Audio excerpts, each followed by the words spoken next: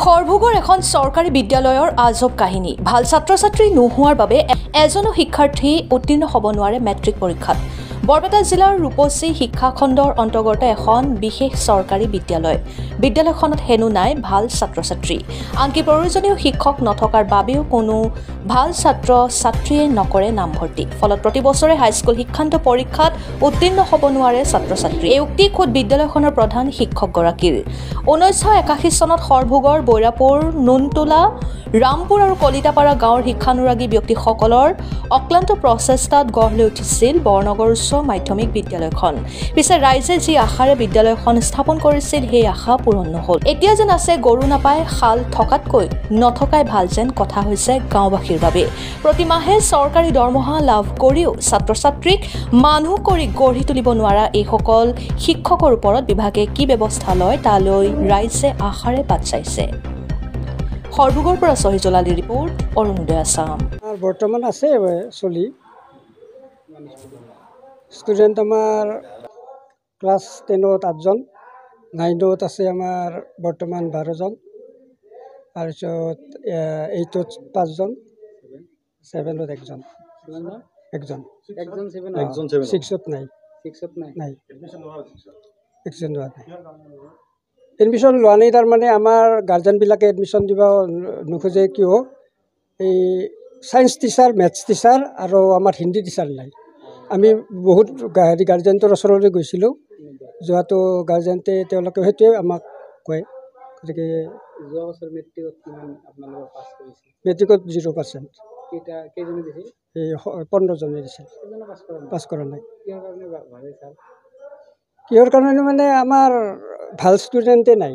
ল'ৰা ছোৱালী তাৰমানে যিহেতু স্কুলত ছাবজেক্ট ৱাইজ টিচাৰ নাই, গতিকে যিখিনি ল'ৰা ছোৱালী আহে গাৰ্জেণ্টৰো ঘৰুৱা বিশেষ এটা হেৰি নহয়, ভাল নহয়। আৰু এনে ধৰকচোন আমি হোম ভিজিটত গ'লেও তেওঁলোকক আমি লাগ নাপাওঁ।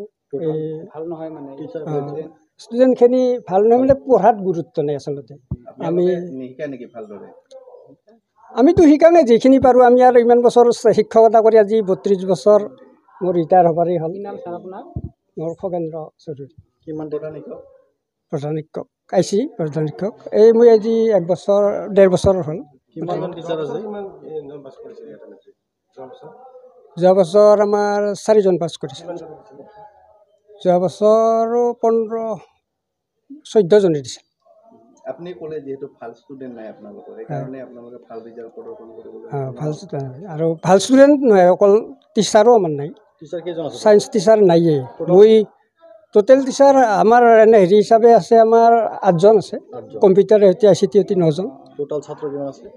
টোটেল ছাত্ৰ মোটামুটি বৰ্তমান 29। ৰন্ধা-বঢ়া প্ৰত্যেক ডেইলি আমাৰ খুৱাই আছোঁ। এইটো ষ্টুডেণ্টক সুধি চাব আপোনালোকে। যিখিনি আমাৰ 5জন আহিছে, আজিও 5জনকে খুৱাইছোঁ। আমাৰ ষ্টকো আছে, সেইখিনিত আমি হেৰি কৰোঁ। আজি এই হেৰিত 5জন আহিছে। তাৰমানে 8ৰখিনিহে ভাত খাব পাৰে। বাকী কিবা অসুবিধা পাই আছে নেকি আপোনালোকে এতিয়া? অসুবিধাটো আমাৰ মেইন অসুবিধা টিচাৰ নাই, সেইটোৱে অসুবিধা। বাকী আমাৰ অসুবিধা বেলেগ অন্য নাই। বিল্ডিঙত ধৰকচোন মোটামুটি চলি আছে। ডিজিটেল ক্লাছৰুমো আছে। তাতে আমাৰ ধীৰাজাং সেনেকৈ অলপ হেৰি কৰে। স্কুলৰ নাম বৰনগৰ হাইস্কুল। জেগাখিনি দুনতলা। 81 চন 1900। একজনৰ মেট্ৰিক পাছ নকলা, এইটো কিন্তু অলপ সেইটো আৰু মানে কি ক'ম আৰু মানে আমাৰো দুৰ্ভাগ্য। নিৰ্দেশনা আমাক আহি আছে, চকো চাই আছে। আমি সেইবিলাক এনচাৰ দি আছোঁ। তাৰপিছত টিচাৰো যে লাগব সেইটো আমি ওপৰ মহলত জনাইছোঁ। আমাক যে টিচাৰ সেইটো জনাইছোঁ। অলপতে আমাৰ ADC ছাৰৰ লগতো মিটিং হৈছে। ঠিক আছে ছাৰ।